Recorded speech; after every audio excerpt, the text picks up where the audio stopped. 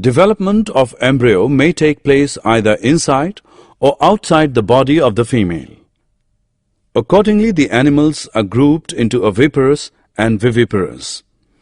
Viviparous animals may develop into adults directly or may cross through a few larval stages before becoming adult.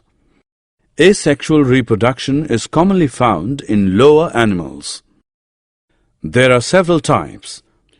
Budding, fission, sporulation, regeneration are a few to be mentioned.